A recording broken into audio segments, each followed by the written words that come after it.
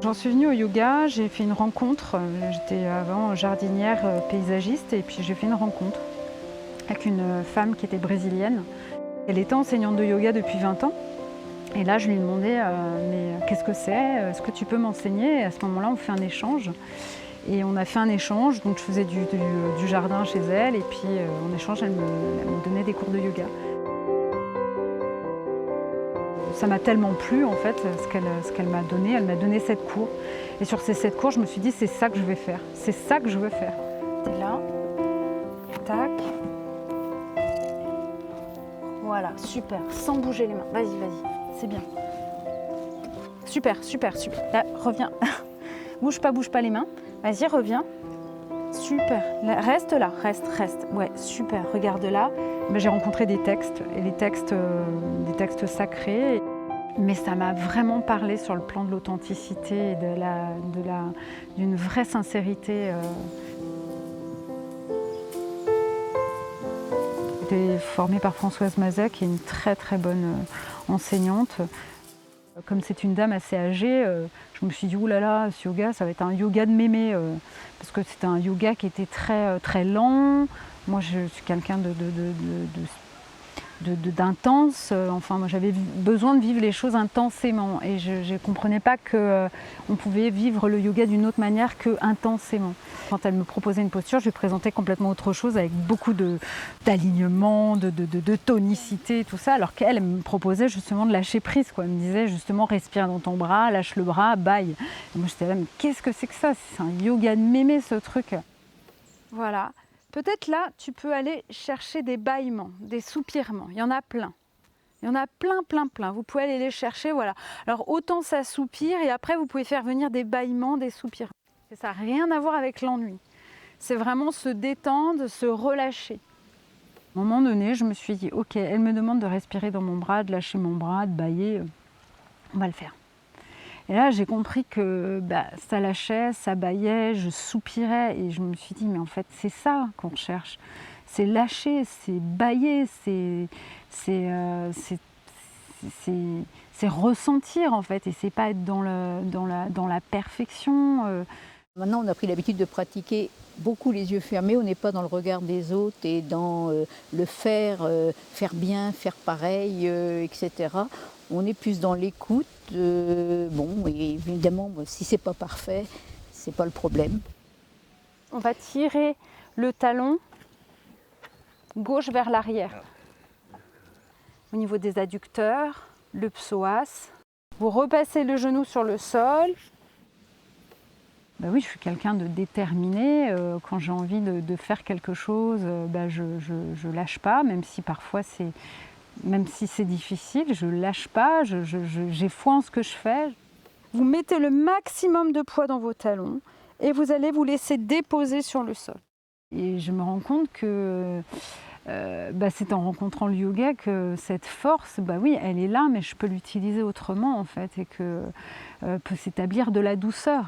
Dans cette force, il faudrait trouver un équilibre. Donc, ce que nous apprend aussi les Yoga Sutras, c'est Sthira Sukha Asanam, c'est trouver cette force, mais en même temps cet équilibre, cet ajustement, cette douceur, cette fermeté à la fois. C'est trouver ça avec de la joie, de la lumière. Je trouve ça très rassérénant. On sort de son cours et puis on se sent en harmonie avec le décor et tout, c'est très apaisant.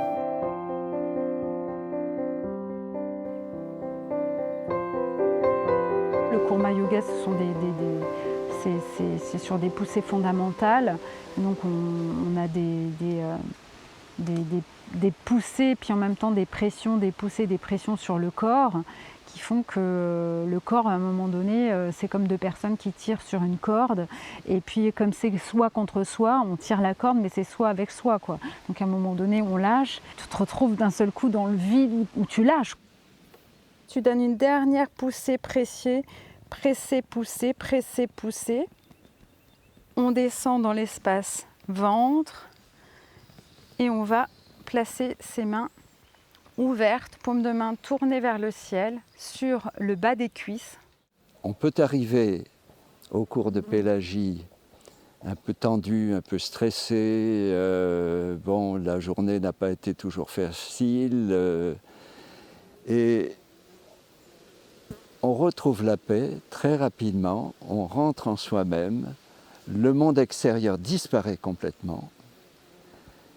Et à l'issue de chaque séance, c'est une paix intérieure, on ne sent plus son corps, on a l'impression, je vais faire une image là, de marcher à 50 cm du sol.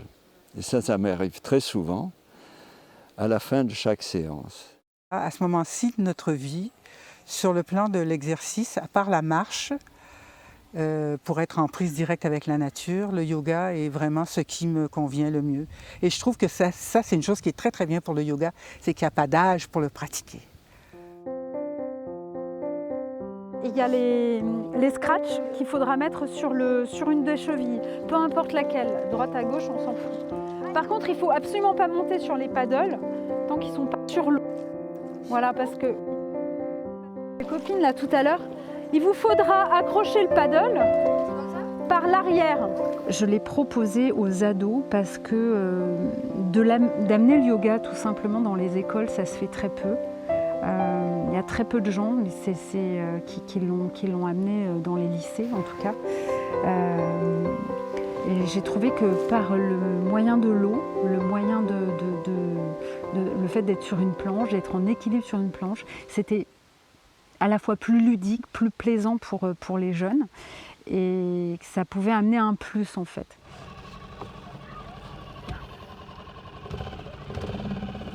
Est-ce qu'on peut l'aider, la petite là? On arrive!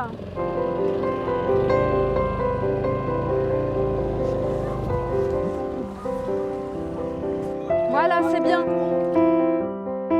Ta main gauche, voilà, c'est ça.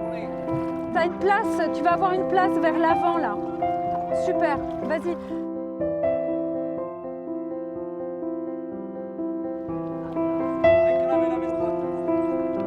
Ouais, super.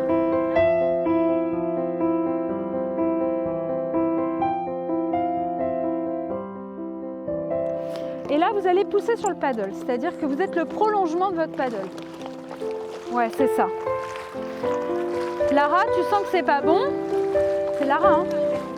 Tu sens que c'est pas bon, tu reviens. Tu reviens sur ton...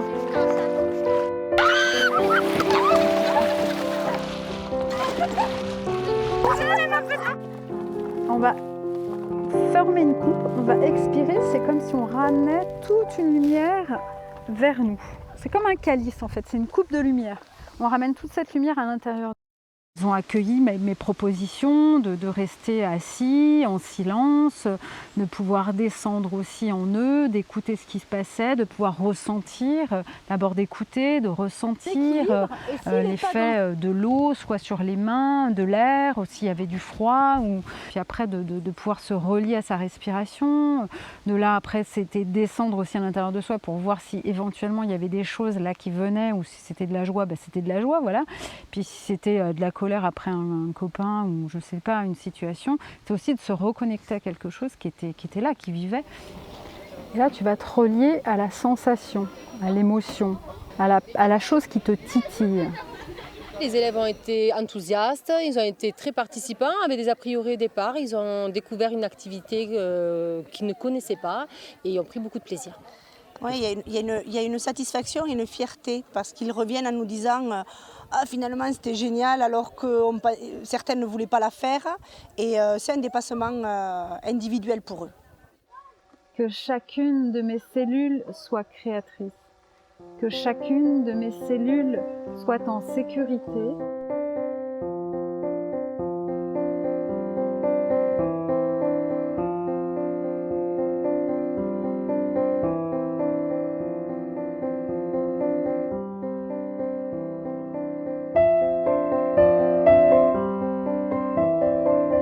Au début, on arrive, on est un peu coincé et à la fin, on est vraiment détendu, apaisé. Et on sent l'évolution de notre cœur et de notre mental au fil de la séance. Et c'est vraiment agréable. J'ai trouvé que c'était super, ça te mettre dans notre monde, j'ai kiffé. Ça coupe de tout, ouais. Après les cours, ça nous coupe de tout ce qui s'est passé de la journée. on pense plus à nous, on est un peu dans notre bulle. Avec tous les réseaux sociaux, les relations qui vont vite, on peut se perdre soi-même et je trouve que c'est important de savoir qui on est et de se retrouver parfois avec soi-même pour faire le point. Le yoga, on peut le rencontrer à n'importe quel moment de sa vie. C'est retrouver cet état d'unicité en fait, c'est ce moment où ça lâche, où tu es juste avec le vent, tu es juste avec les feuilles, tu es juste avec